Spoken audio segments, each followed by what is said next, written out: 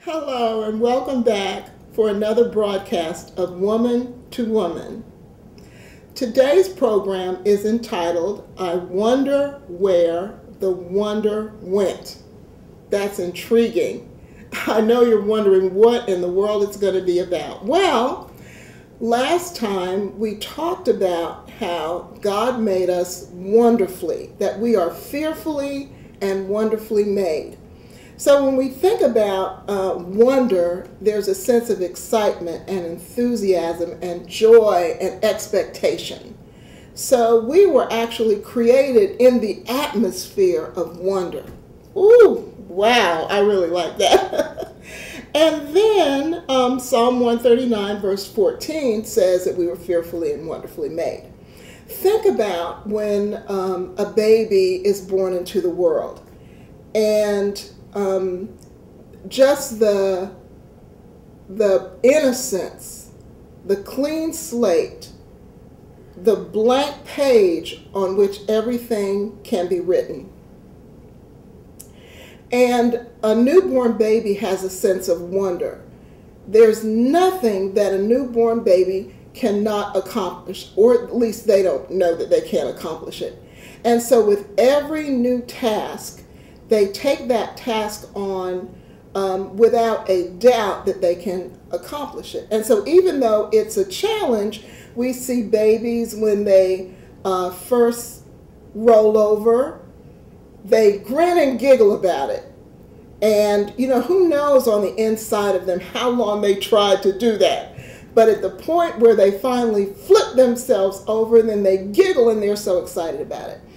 And then when they learn to crawl, it's the same thing, just crawl, crawl, crawl, crawl, crawl, crawl, crawl, every muscle in tune, everything working the way it's supposed to work. And then, my goodness, we're all shocked and surprised when that crawl turns into a holding on to a table, a low table, a coffee table, and then they pull themselves up, and then when they take off and start walking, everyone holds their breath, because it's such a miraculous moment. Well, think about the challenges that we face, the things that we have to accomplish, and I'm not so sure that we face those things with a sense of wonder and glee and enjoyment and wow, I'm going to get this done. So that's why I entitled this message, I Wonder Where the Wonder Went.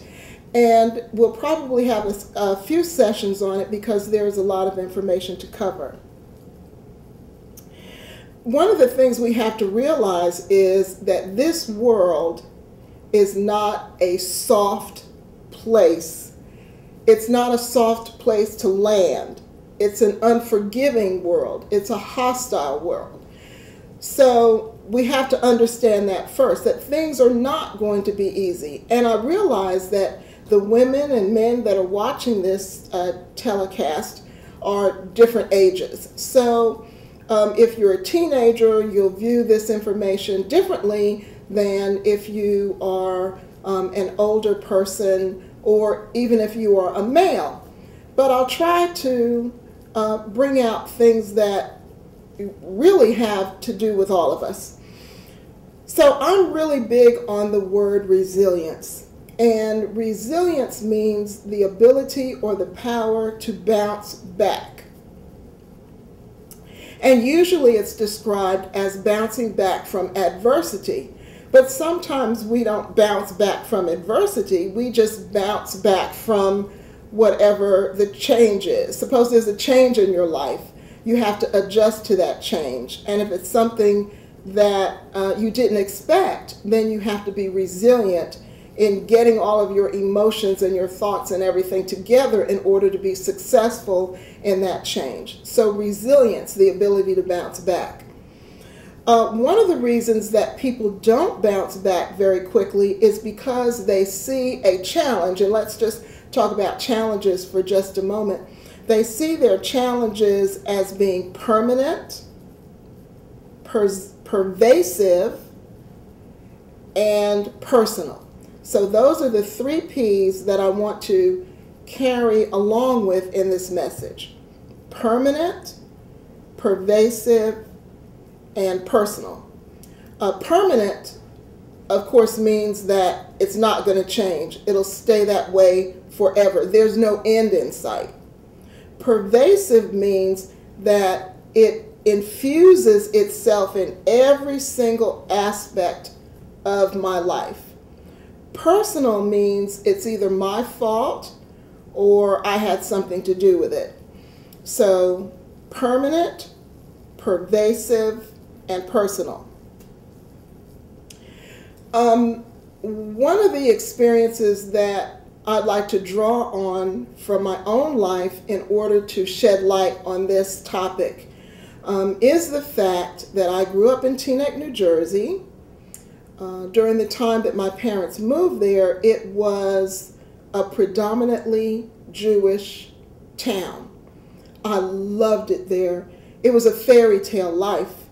Most of my friends were Jewish, and when we walked home from elementary school together, then we'd get to a certain point and they would split off from me because they had to go to Hebrew school. And I was so jealous because I wanted to go too. They were committed to going to those lessons. Of course, they had to go. Their parents told them that they had to go, but they had a joy about going. It wasn't like, ooh, I can't play with you this afternoon because I have to go to Hebrew school. It was more, well, this is a part of my life. I'll see you later. But the thing that struck me in knowing my wonderful, wonderful friends who are Jewish is that I got to know their families. And when I got to know their families, I also learned about the Holocaust. It wasn't something that was talked about often or with any sense of pride or terror, but it was just a fact. So what happened was that my best friend, I was at her house, and her mother was a very quiet, gentle woman. I still sense that peace that she had. And she always wore long sleeves, and one day somehow the button on her wrist got undone and the sleeve came up, and I saw the bluish and blurred lines of the tattoos from being in a concentration camp. And of course I didn't know what that was, and I didn't want to ask her mother. So I asked her, I said, what was that on your mother's arm? Because it was so striking against her pale skin. And she said that her mother was in a concentration camp and that she was the only one in her entire family that survived. The only one. No one else. No brothers, no sisters, no aunts, no uncles, no mother, father, no grandparent. The only one that survived. And when I think about that in light of this message today, or this talk today, I think about what it took in order for her to move on in life and not to stay in that place. And so this is how this permanent, pervasive, and personal comes in. In order for that situation not to be permanent, she had to sense that there was an end to what she was going through. In order to continue to live, she had to not let that experience define her. And in order to stay of sound mind, she had to consider the fact, and these are all facts, that there was no one left in her family. But her personal response to that was that she would continue to live. And so that's an example of personal, pervasive, and permanent. Personal, excuse me. And that's an example of permanent, pervasive, and personal, and how to take those and have those things positively shape your life rather than cause you to give up. Another example that I have is that my grandparents, aunts and uncles, lived in South Carolina. I went to visit them during the time of segregation. And none of my relatives ever talked about segregation. They didn't seem to feel that segregation had anything to do with them. They overcame something in order to continue to live and be successful. So my grandfather's next door neighbor left some of his land to my grandfather. That wouldn't be such a big deal, except that my grandfather's next door neighbor was white. And because they were such good friends, he left part of his land to my grandfather to add to the 100 acres that my grandfather already had. My uncles and aunts were college educated, owned businesses, were tailors, mechanics, carpenters, electricians, and my aunts were school teachers, all of them.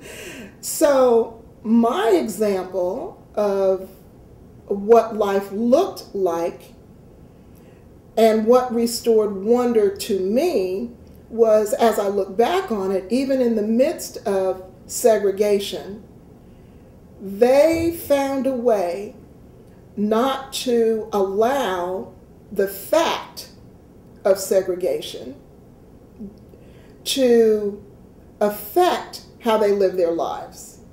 So it wasn't permanent in that this wasn't going to last always. It wasn't going to be permanent for them. Regardless of what anyone said, they were going to achieve, they were going to do, they were going to be, they were going to accomplish, they were going to have. Pervasive. It didn't cloud their lives so that it immobilized them and caused them not to be able to function. And it wasn't personal. They did not take it personally. It did not become a personal fact to them.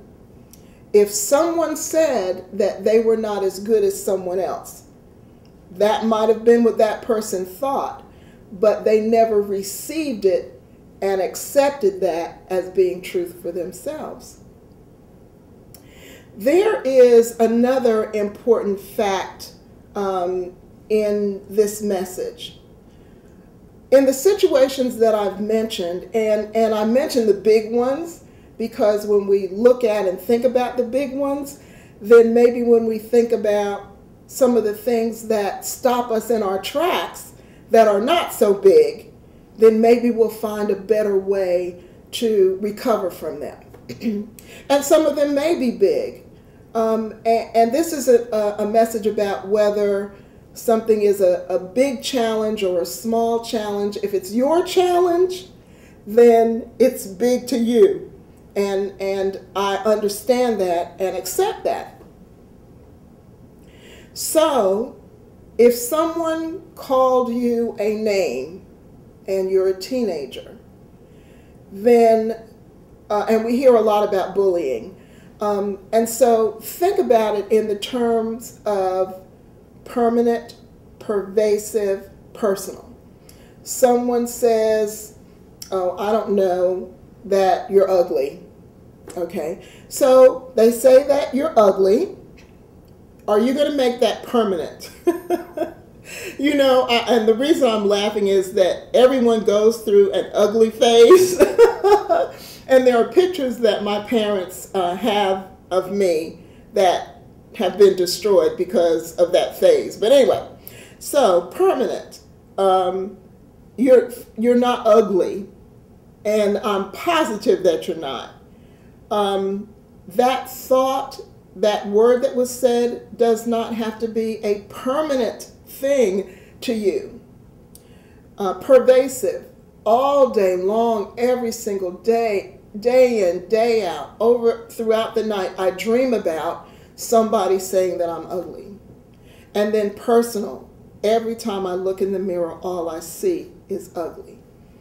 Well, If that's going to be your mantra, you won't succeed in life because it'll stop you in your tracks.